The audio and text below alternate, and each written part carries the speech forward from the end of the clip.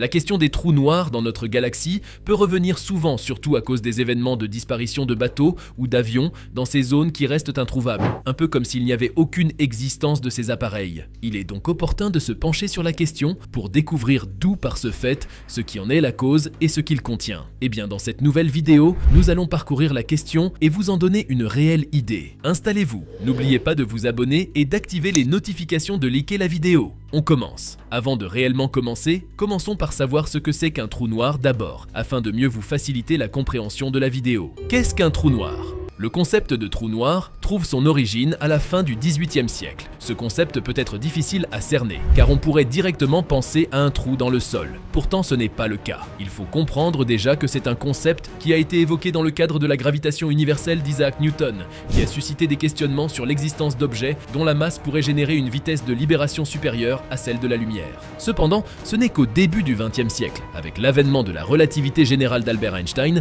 que le trou noir a cessé d'être une simple curiosité pour devenir un domaine d'étude profond. En effet, milieu d'une galaxie, il y a quelque chose qu'on appelle souvent un trou noir. Mais ne te laisse pas berner par le nom, ce n'est pas du tout un trou comme on l'imagine. Cela se forme quand une énorme étoile, bien plus grosse que notre Soleil, atteint la fin de sa vie. Elle s'attire vers son centre en brûlant de l'hydrogène. Quand elle n'a plus d'hydrogène, elle implose, créant une supernova. Ce qui reste au centre, c'est le trou noir, une matière très concentrée. Pour vous donner une idée, pensez à une étoile 10 fois plus massive que notre Soleil, pressée dans une sphère de la taille de New York. Voilà à quoi ressemble un trou noir au cœur d'une galaxie. Pour mieux comprendre, il faut savoir que peu de temps après qu'Einstein ait effectué ses travaux, un gars nommé Karl Schwarzschild a trouvé une solution pour l'équation d'Einstein. Il a introduit quelque chose qu'il a appelé le rayon de Schwarzschild et a ouvert la porte à des idées mathématiques super intéressantes à propos de ce qui se passe à l'intérieur des trous noirs. Ça a lancé plein de questions et on a vraiment compris ce qui se passait à l'intérieur des trous noirs quand d'autres solutions exactes ont été découvertes plus tard, comme la métrique de Lemaitre en 1938 et la métrique de Kruskal-Sekeres en 1960. Mais en 1939, un gars nommé Robert Oppenheimer a été l'un des premiers à penser que ce qu'on appelle aujourd'hui trou noir pourrait vraiment exister. À l'époque, on l'appelait plutôt collapse gravitationnel.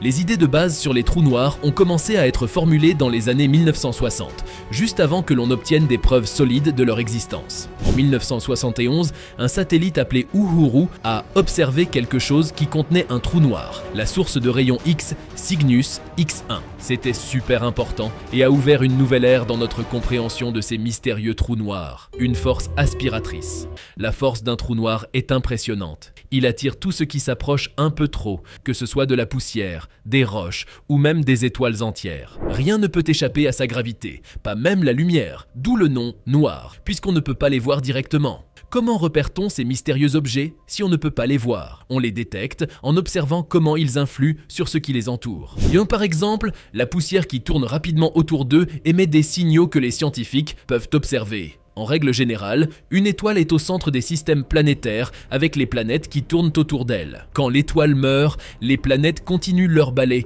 tournant apparemment autour de rien. C'est là qu'on soupçonne la présence d'un trou noir, invisible mais influent au sein de l'espace.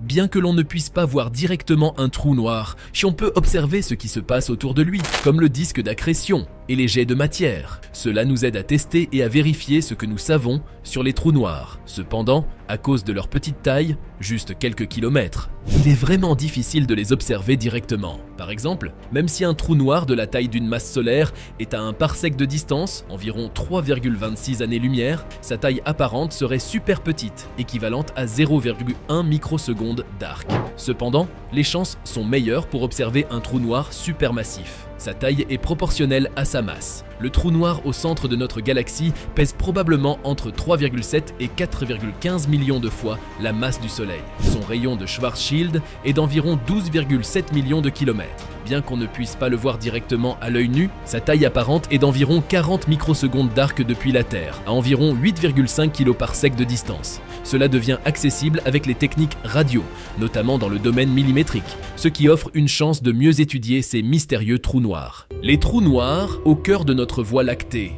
L'univers abrite une variété de trous noirs, répertoriés par les scientifiques en différents types. Parmi eux, les trous noirs stellaires se distinguent par une masse plusieurs dizaines de fois supérieure à celle de notre Soleil. D'un autre côté, les supermassifs sont les géants de cette catégorie, pesant plusieurs millions de fois la masse solaire. En plus, on rencontre également les trous noirs intermédiaires et miniatures.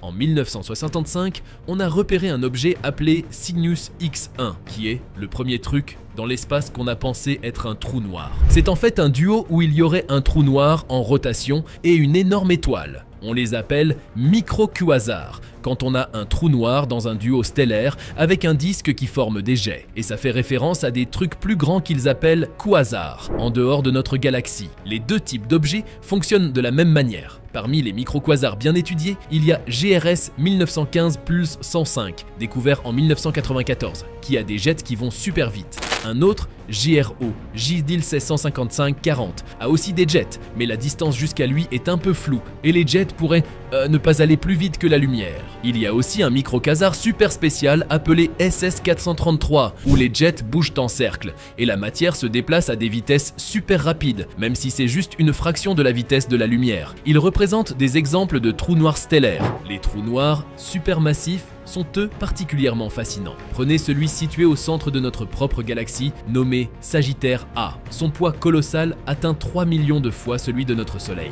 Non seulement il dépasse en masse, mais sa dimension est également impressionnante, équivalent à la distance entre la Terre et le Soleil. Ajoutons à cela une température extrêmement basse, se rapprochant du zéro absolu à 273,15 degrés Celsius. En février 2005, une grosse étoile bleue, appelée SDSS J090745.0 024507 a été repéré quittant notre galaxie à une vitesse 2 fois plus rapide que ce qu'il faudrait pour sortir de la Voie lactée, soit environ 0,0022 fois la vitesse de la lumière. Si on trace le chemin de cette étoile, on voit qu'elle passe tout près du centre de notre galaxie. Cela renforce l'idée qu'il y a probablement un trou noir supermassif là-bas, dont la force gravitationnelle a dû faire partir cette étoile de notre galaxie. En novembre 2004, une équipe d'astronomes a annoncé avoir trouvé le premier trou noir de taille moyenne dans notre galaxie. Il orbite à seulement 3 années-lumière du centre galactique. Ce trou noir aurait une masse d'environ 1300 fois celle du Soleil et se trouve dans un groupe de seulement 7 étoiles. Ce groupe est probablement ce qui reste d'un amas d'étoiles qui a été dénudé à cause de la présence du trou noir central. Cette observation renforce l'idée que les trous noirs supermassifs grandissent en avalant des étoiles et d'autres trous noirs. Une idée qui pourrait être confirmée par l'observation directe des ondes gravitationnelles émises par ce processus grâce à l'interféromètre spatial LISA. L'étude de ces monstres cosmiques offre un aperçu intrigant de la diversité et de la complexité qui caractérisent l'univers, tout en soulevant de nouvelles questions sur la formation et l'évolution de ces phénomènes mystérieux. Les trous noirs pour voyager dans le temps? La force gravitationnelle des trous noirs dévoile des phénomènes captivants, dont l'un des plus remarquables est la dilatation du temps. Si un astronaute s'aventure trop près d'un trou noir, l'intensité de sa force gravitationnelle ralentit le temps pour lui. Son cœur battra au ralenti et le tic-tac de sa montre deviendra de plus en plus rapide, créant une expérience où chaque seconde peut ressembler à une éternité. Ces observations intriguent les scientifiques, nourrissant des théories passionnantes sur la possibilité de téléportation et de voyage dans le temps. L'idée qu'un trou noir puisse avoir une sortie, baptisée le trou blanc, suscite également l'intérêt. Cela impliquerait l'évacuation de tout ce que le trou noir a aspiré, y compris la lumière. Le concept du trou de verre, constitué du trio trou noir, trou blanc et le corridor entre les deux, suggéré par Einstein et Rosen, offre des raccourcis fascinants à travers l'espace-temps. Bien que le voyage dans le temps reste pour l'instant une fiction, la science continue à éclairer ces objets mystérieux qui défient notre compréhension. En avril 2019, une étape historique a été franchie avec la première photographie d'un trou noir, le M87, situé au cœur de la galaxie Messier 87. Cette image emblématique ouvre une fenêtre sur une meilleure compréhension de la naissance et du destin de l'univers, marquant un moment significatif dans notre exploration cosmique. Le 12 mai 2022, l'équipe de l'Observatoire européen austral a partagé une nouvelle photo d'un trou noir, cette fois-ci celui appelé Sagittarius A, au centre de notre galaxie. Cette image confirme que ce trou noir a une masse équivalente à 4,3 millions de fois celle du Soleil. C'est une avancée importante pour mieux comprendre ces objets mystérieux. Nous voici à la fin de notre aventure. Merci de nous avoir suivis. Dites-nous ce que vous en pensez dans les commentaires. Et surtout, n'oubliez pas de vous abonner et d'activer les notifications. À la prochaine.